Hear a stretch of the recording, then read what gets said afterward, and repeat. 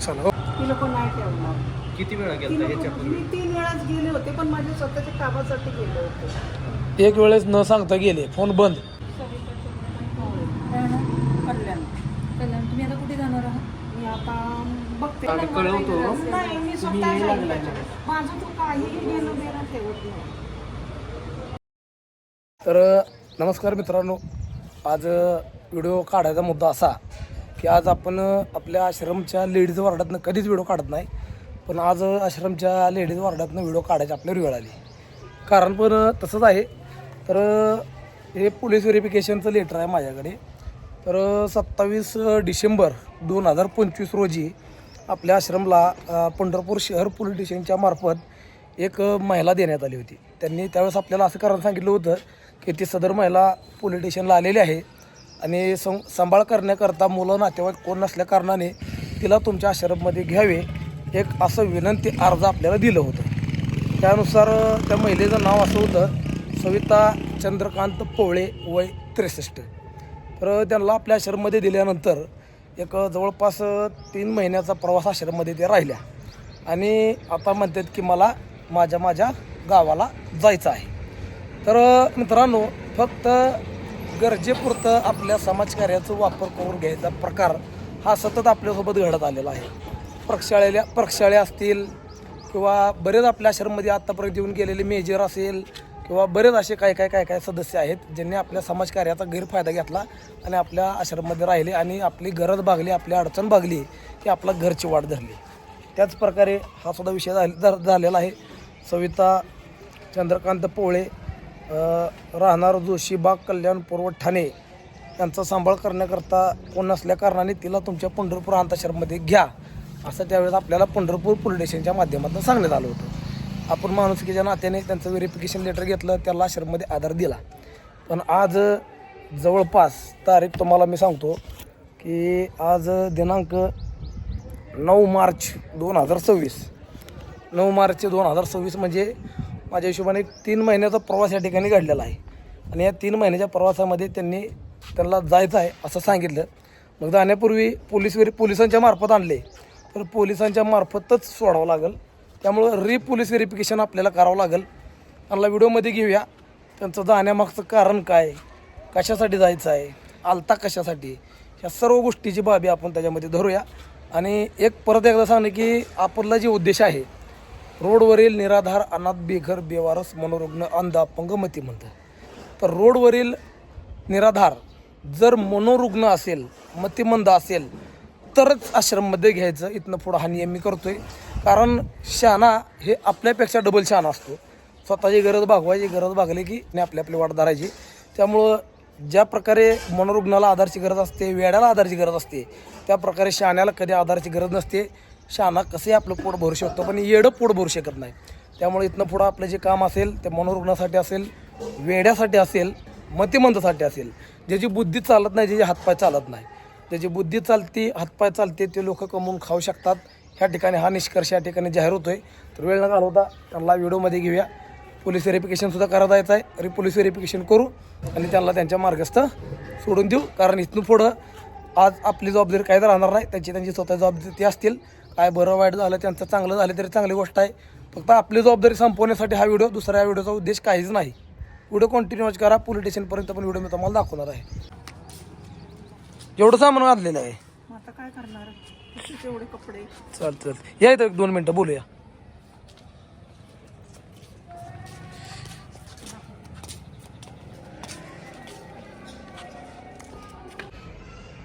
तर 27 डिसेंबर 2025 रोजी पोलीस स्टेशनमधनं मला फोन आला होता. बरोबर आहे का? हे त्यांचं रिपोर्ट आहे की सदर अशी महिला आहे, त्यांना राहायची सोय. आता त्यांचं पूर्ण लेटरच वाचून दाखवतो. प्रति मान्य संस्था स्व बिंग ह्युमन सामाजिक संस्था अनाथ आश्रम गादेगाव. रिपोर्ट पोलीस ठाणे अंमलदार शहर पोलीस ठाणे. विषय आपल्या आश्रममध्ये महिलेस आपल्या आश्रममध्ये ठेवून घेण्याबाबत.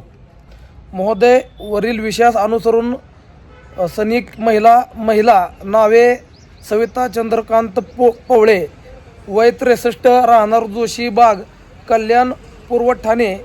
त्या सांभाळण्याकरता कोण नसल्याने त्या पंढरपूर शहर ठाणेच आपल्या बिंग ह्युमन सामाजिक संस्थे आश्रममध्ये येथे राहण्यासाठी इच्छुक असल्याने तसेच आपल्या संस्थेत दखल करून घेत तयार आहे असल्याने आपणाकडे दाखल करून घेऊन पुढील तजवीज करावी असं हे लेटर आहे पंढरपूर शहर पोलीस स्टेशनचं. आता या गोष्टीला जवळपास माझ्या हिशोबाने 3 महिने होतील उद्या 12 तारखेला. हां, तर आता त्यावेळेस तुम्ही आश्रम पोलीस स्टेशनला आलता किंवा माझ्यापर्यंत आलता, तर तुम्ही सांगितलेलं की तुमचं संगोपन करण्याकरता कोण नाही, हो बरोबर आहे. हो पण आता तुमचं संगोपन करण्यासारखं कोण आहे ते पुढं? कुठे माहित नाही आता संगोपन करण्यासाठी कोण. मग कुठं चाललाय तुम्ही? मग आता मला माहित नाही मी कुठे पण जाईल. कुठं पण जाईल म्हणजे? मग आता काय करणार मलाच माहिती नाहीये. मग जाणार कुठं? आता तुम्ही जायचं कारण काय इथं मला ते सांगा की. मग आता मला कसं आहे माहिती आहे दादा, आता मला पेन्शनचं 1-2 खेपा होणार आहे, पेन्शनचं तुमचं काम आहे तर इथून काय मला तुम्ही पाठवणार नाही, बरोबर आहे. ना, पेन्शनचं काम आहे, पाठवणार नाही तसं म्हणू नका. तुम्ही- तुम्ही ह्याच्या अगोदर न सांगता एक वेळ गेला आश्रम मधनं, सकाळी 8 वाजता गेला, दुपारी 3 वाजता आला, न सांगता गेलता का नाही तुम्ही? हा गेलते, पण ते मला एवढं काय माहिती नव्हतं ना. तुम्हाला मला ते बँकेकडून लिहून तुम्हाला आणायसाठी काहीच गेले. माहित नव्हतं. तुम्ही इथंच पंढरपुरातच कुठेतरी गेलता, सकाळी 8-8:30 ला गेला आणि हा, दुपारी ते 3 वाजता. गाडेगावला दवाखान्यात गेले होते. गादेगाव मध्ये नव्हता तुम्ही त्यावेळेस. अहो मी दवाखान्यातून पंढरपूरला मग ते गेलेले कुठेतरी गेलं, दादा. तुमचं काम आहे. आपण एका आश्रम मध्ये राहतोय, तिथल्या कर्मचाऱ्याला, तुमच्या संकट राहणाऱ्या महिलेला तर सांगून जाणं तुमचं काम हा, आहे ते चुकलं की मी माझं. पंढरपूरला हा, चाललोय. ते चुकलं तर ते बी तुम्ही माझं. सांगून गेला नाही. दुसरी गोष्ट, त्या दिवशी तुमचा मोबाईल बंद होता. हा मोबाईल बंद हा, होता. तर न सांगता आश्रम सोडून दिवसभर जाणं किंवा मोबाईल बंद असणं हे एकमेव कारण. दुसरी गोष्ट, यांना सारखं मुंबईला जावं लागतं. तर मुंबईला म्हणून हे इथनं जातात की मला मुंबईला माझं पेन्शनचं काम आहे आणि मला जावं लागतं, हे असं म्हणतात. तर हे इथनं गेले, जबाबदारी आपल्याकडे आहे. आश्रमच्या पोलीस स्टेशन जबाबदारी आपल्याकडे दिली. हे कुठं गेले, रस्त्यात काय कमी जास्त बरं वाईट झालं तर याची जबाबदारी कुणाला धरायचं? जबाबदारी संस्थेची आली किंवा माझी आली. ते म्हणतात तुम्हाला न सांगता ते कसं काय गेले, तुम्ही कसं काय बसला, तुम्ही कसं काय जाऊ दिलं, हे कारण. पहिल्या वेळेस न सांगता यांनी दिवसभर कुठेतरी गेले, मोबाईल बंद होता, हे पहिलं दिवस. परत म्हणले पेन्शनचं काम आहे, मुंबईला जायचं आहे. 2-3 दिवस तिकडं मुंबईला म्हणून कुठेतरी गेले.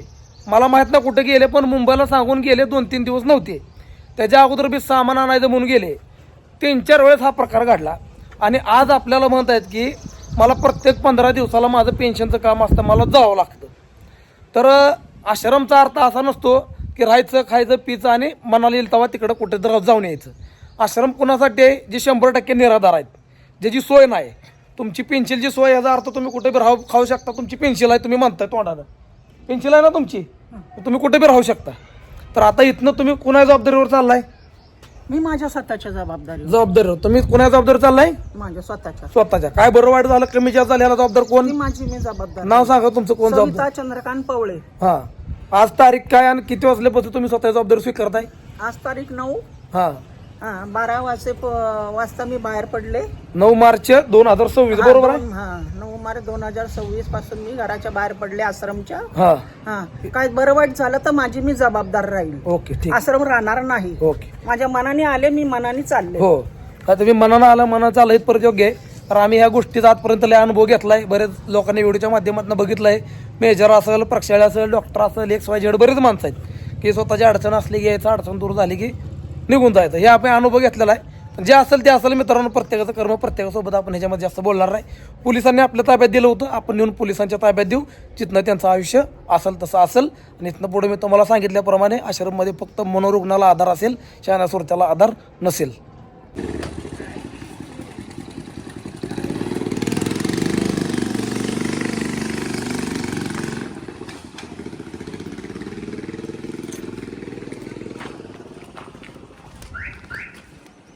मग मध्ये ठेवू, मध्ये माग नाही जागा. हा, बसा पुढं, चला.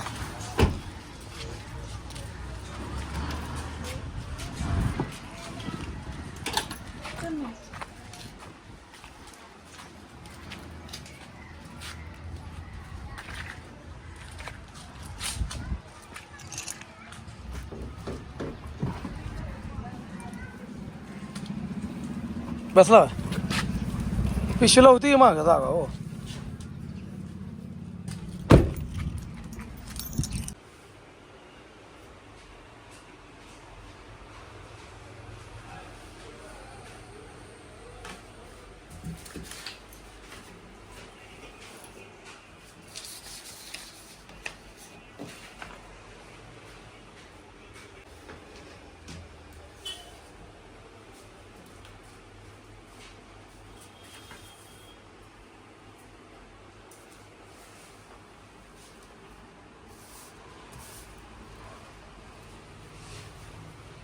तर मित्रांनो, ह्या सगळ्या गोष्टी रितसर बाजू असतात. कारण एका महिलाचं आश्रममधनं ॲडमिशन कॅन्सल करायचं म्हटलं तर पूर्णतः मोठी प्रोसेस आहे. पोलीस व्हेरिफिकेशनपासनं सगळ्या गोष्टी तयार करायला जातात. आता आपण आपल्या ऑफिसमध्ये आहे, तर पंढरपूरमध्ये आपलं ऑफिस आहे. तर व्हिडिओच्या माध्यमातून दाखवतो, एवढं दाखवणं जमलं नाही. तर असं आपलं एक छोटं या ठिकाणी ऑफिस आहे आणि अशा प्रकारे ऑफिसमध्ये आपण सध्या आहोत. तर पोलीस व्हेरिफिकेशन करायसाठी झेरॉक्स वगैरे सगळं काढावं लागतं, त्यांची सही वगैरे द्यावं लागतं. आता झाले सगळे कागदपत्र प्रोसेस पूर्ण. आता डायरेक्ट पोलीस स्टेशनला जाऊ, तिथं कागद सबमिशन करू आणि तिथनं त्याचं ॲडमिशन कॅन्सल करून त्यांना त्यांच्या मार्गास आपण पाठवून देऊ. व्हिडिओ कंटिन्यू करू. राहणार कल्याण. कल्याण. तुम्ही आता कुठे जाणार आहात? मी आता बघते माझी तिकडे सोय होईल तिकडे जाते. तुम्ही तुमच्या स्वतःच्या इच्छाने जाणार आहात की तुम्हाला कोणी जबरदस्ती वगैरे काही केलेली आहे? जबरदस्ती म्हणजे माझं पेन्शनचं काम होतं ना, इकडून सोडलं जात नाही आणि मग मला मग जायचंच आहे. आता तिथेच कल्याणला पेन्शन आहे माझी. तुम्ही तुमच्या स्वतःच्या मर्जीने जाता आहात ना? स्वतःच्या तुम्हाला मर्जीने. परत यायचंय का इकडं? परत यायचं पण आता नाही ठेवलं जाणार इकडे यांच्याकडे. ती लोक नाही ठेवणार. किती वेळा ती गेलता लोकं- याच्यापूर्वी? मी 3 वेळाच गेले होते, पण माझ्या स्वतःच्या कामासाठी गेले होते. एक वेळेस न सांगता गेले, फोन बंद. मी गेले होते दवाखान्यात डोळे चेक करायला. डोळे चेक झाले आणि मी पंढरपूरला बँकेमध्ये म्हटलं बघू ना आपलं काय होतं का पहिल्यांदा काम, ते करायला गेले. तो एक टाइम गेला. नंतर माझं कल्याणला सामान होतं कपड्याचं, ते आणायला गेले. आता कल्याणला तुमचं घर आहे का? कल्याणला हो मुलगा तिथं आहे. व्यवस्था होईल का तुमची? हा व्यवस्था होऊ शकते. तुम्हाला काहीच प्रॉब्लेम येणार नाही तुम्ही तिथे गेलात तर? आता तुम्ही बसनं जाणार? आता मी बसली जाणार, स्वारगेटहून जाईल कल्याणला. तुमच्या घरच्यांना कळवलंय का की तुम्ही येत आहात वगैरे काय? नाही नाही असं काय नाही, मी स्वतःच्या मर्जीने जाते. मुलाकडे मुलाचं नाव काय मुलाचं तुमच्या? contact- राहुल चंद्रकांत पवळे. त्याचा कॉन्टॅक्ट नंबर काय? कोणी कॉन्टॅक्ट नंबर नाही, मी स्वतः जाईन त्याचं माझं नाही पण काय. त्याचा नंबर द्या ना, आम्ही कळवतो. नाही मी तुम्ही स्वतः यायला जाईन लागलाय त्याच्यात. माझं तो काहीही घेणं देणं ठेवत नाही. मी स्वतः जाईन, काहीतरी बोलेल त्याच्याशी आणि राहील.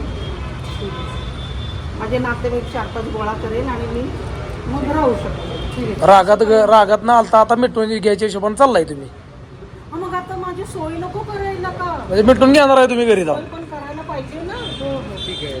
माझ्या आता इथे आश्रममध्ये सोय होत नाहीये, जेणेकरून मला पाठवत नाही आणि मग हे असं मग आश्रमच्या नियमात सोडायचं नसतो. 15 असतं मावशी, त्याचे काहीतरी नियम आणि Rule आहेत. regulations हो म्हणून तर मी असतात. चालले ना. त्यांना मला त्रास द्यायचा नाहीये. त्यांनी मला 3 महिने सांभाळलं, मला छान वाटलं. मी आभारी आहे त्यांची. आभार, आमचं कामच आहे हा. ते. जावा, व्यवस्थित राहावा. हा, माझं त्यांच्यावर काही ऑब्जेक्शन नाही. माझं मी स्वतः असं वागते. चला, ओके, धन्यवाद सर. चला, सोडतो मला स्टँडला. तर मित्रांनो, अशा प्रकारे सगळी प्रोसेस आपण पूर्ण करून घेतोय. साहेबांना भेटायचा विषय राहिलेला आहे आणि ॲडमिशन कॅन्सल करताना किती त्रास असतो हे तुम्हाला एवढ्यातून दाखवून देतो मी तुम्हाला.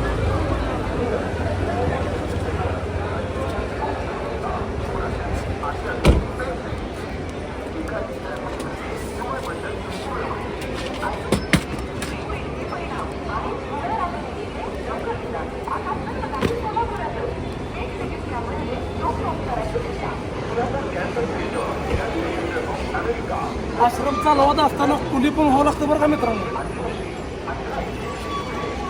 नंबर 1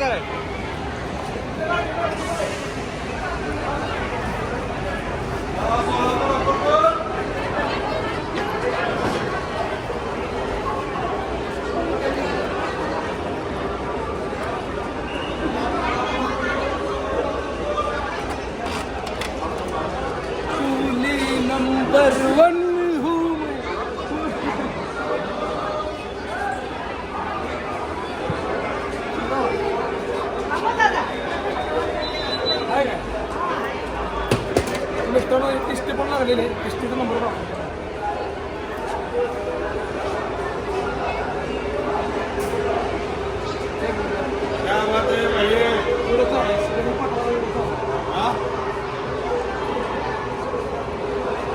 तर या एसटीने त्यांना आपण बसून पाठवते. पोलीस व्हेरिफिकेशन करून झालेलं आहे. तर त्याच्या जबाबदारीवर आता त्यांच्या घरी त्यांच्या गावी चाललेले आहे.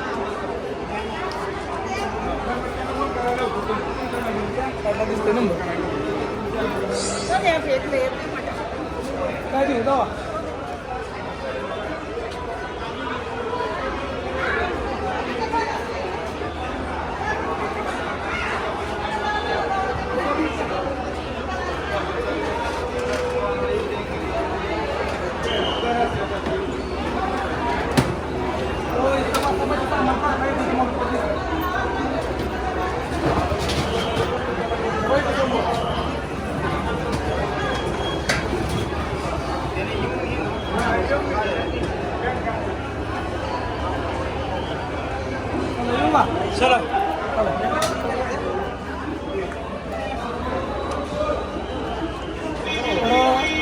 मित्रांनो, समाजकार्य करत असताना अशा प्रकारे लोक आश्रमला येतात, 2-3 महिने राहतात, गरज भागली, टेन्शन गेलं की आश्रम सोडून जायच्या वार्ता करतात. अशा प्रकारे आपलं समाजकार्याचं हे लोक वापर करून घेतात आणि अशा लोकांना इथनं पुढं आश्रममध्ये मी अजिबात येणार नाही. तर व्हिडिओ कंटिन्यू पाहिल्याबद्दल मनपूर्वक आभार, धन्यवाद. गाडी जाताना सुद्धा मी तुम्हाला कट दाखवणार, तर व्हिडिओ कंटिन्यू वाचा. हो चला चालतं.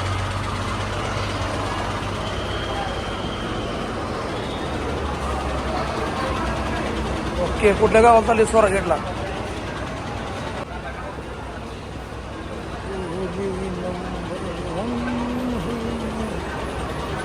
गाडीला बसून